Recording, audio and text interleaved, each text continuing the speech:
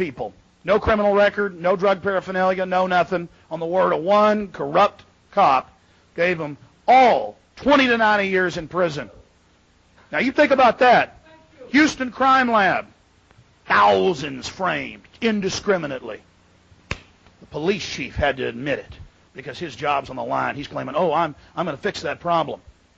It's equivalent of Hermann Goering, promising to stop what Hitler was up to.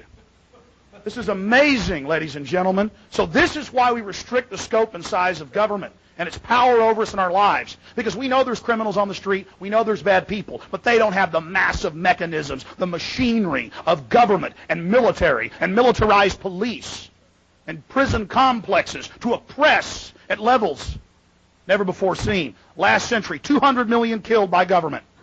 200 million killed. Millions of American Indians, Native Americans killed in this country. So don't tell me we shouldn't have a concern when the most draconian legislation in the history of the world, dwarfing Byzantine Spain and France, is rolled out against the people.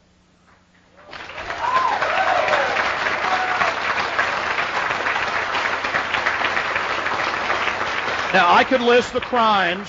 I could list the crimes of the FBI, the Defense Department, state police, local police, all day long. My point is, history shows us that we must watch and we must control and we must limit powerful men, because power corrupts and absolute power corrupts absolutely. And I challenge members of this distinguished body to be part of history, to not abstain, to get out on the field in your life, and you'll truly be alive.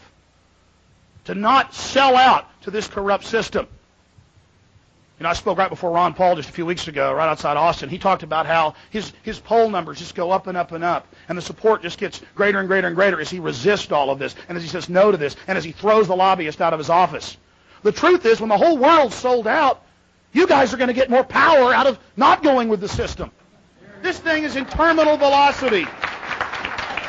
This thing is falling down around itself. The corruption, the comprehensive annual financial reports, the scams.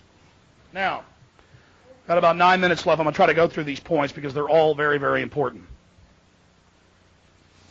Section 213 of the First Patriot Act lets them break in your house or any business and take whatever they want or plant whatever they want and not tell you for 6 months they were there, and they're administrative. They're rubber stamps. They aren't for Billy Bob's house because we think he has this under the Fourth Amendment. They're for everybody. They're for whole classes of people. And now under the new Patriot Act, they have sections where they say our officers need not even need these administrative subpoenas or warrants. They can just carte blanche go anywhere they want for any crime or suspected crime. And the spokesman for the Justice Department just a few months ago, after Ashcroft admitted, okay, there is a Patriot Act too, went before the House and Senate, and this was in the news, in the Associated Press, and said, well, yeah, we're going to use this in all crimes, all drug crimes, everything, misdemeanors, third-degree felonies, everything. That's on the record.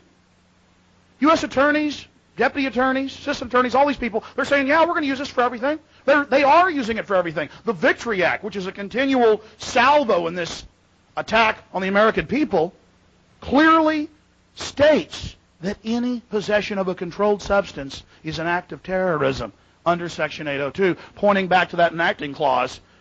Well, it endangers human life. It's a weapon of mass destruction. They've actually got articles in the news about, oh yeah, they're charging people with weapons of mass destruction because they had marijuana. We don't want to be part of this. This is crazy.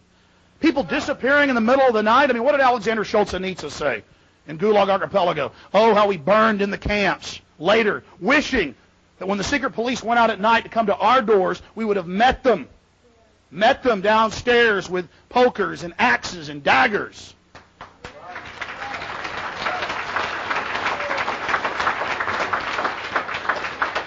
America is a great country full of great people, and it deserves better than what's happening. And I personally monitor every day the news wires, Reuters, AP, AFP. I spend 2 hours in the morning, 2 hours at night, and I have several people that work for me that do the same thing. And I mean, it's well in excess of 400 cities and towns. It's now 4 states. I mean, it's been in 140, 170 for, 6 months in the news? More propaganda. Can't the press get anything right? Can't this controlled corporate whore machine get anything right?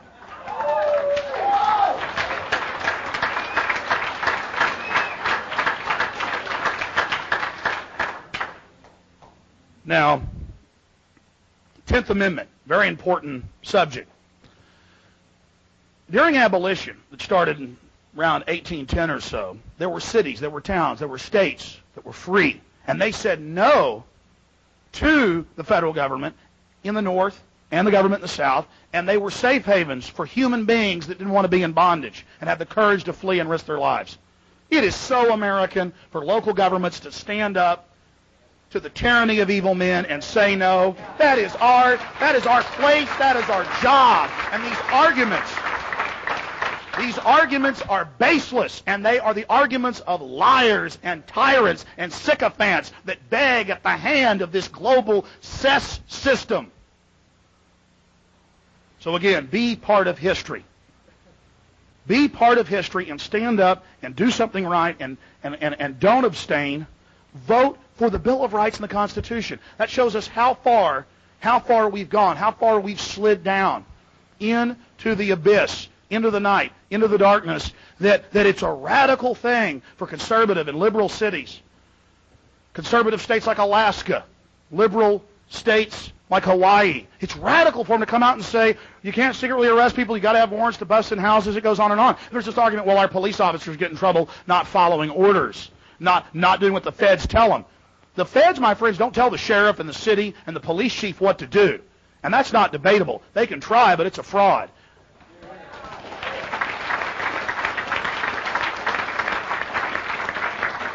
And it goes back. It goes back to the 10th Amendment time and time again. And it's clear. It's clear. The Nuremberg trials showed this, that you do not have to follow an unlawful criminal order. Blow that person's head off and stick him in an oven. No, you don't have to. Torture these Vietnamese women to get answers from them. No, I'm not going to do it. Take this smallpox inoculation. We said so, police officer. 99+% have said no. They're starting to get wise.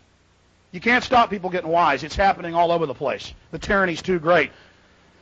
So police aren't going to get in trouble. But the problem is, the reason they are getting in trouble, and then the feds come in and federalize cities in the name of stopping a problem that they cause, violation of civil liberties and our God-given rights that are enshrined in the first 10 amendments to the Constitution. If the police just knew the Constitution, and they taught the Bill of Rights again, and that's why I like this resolution, it talks about that, celebrating a Bill of Rights culture, knowing what our liberties and freedoms are, having workshops for city employees and police, and having a trust again in the community. That's what we need, and that's all we're asking you to do, is to do something right, stand up for humanity.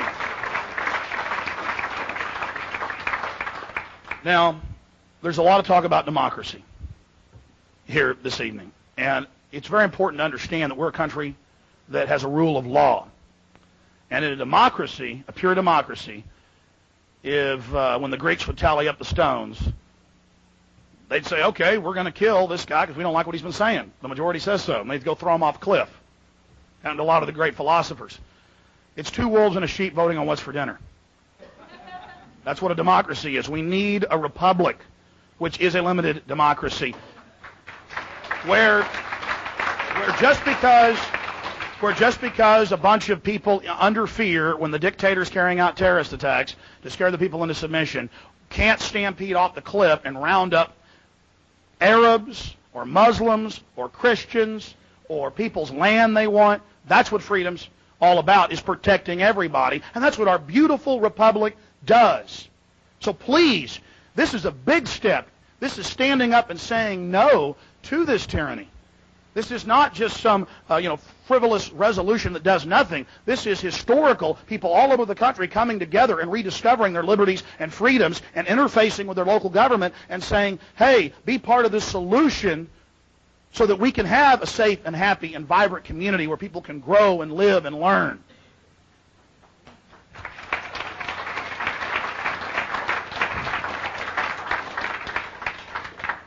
Now, it really is important also for the council and for the people assembled here today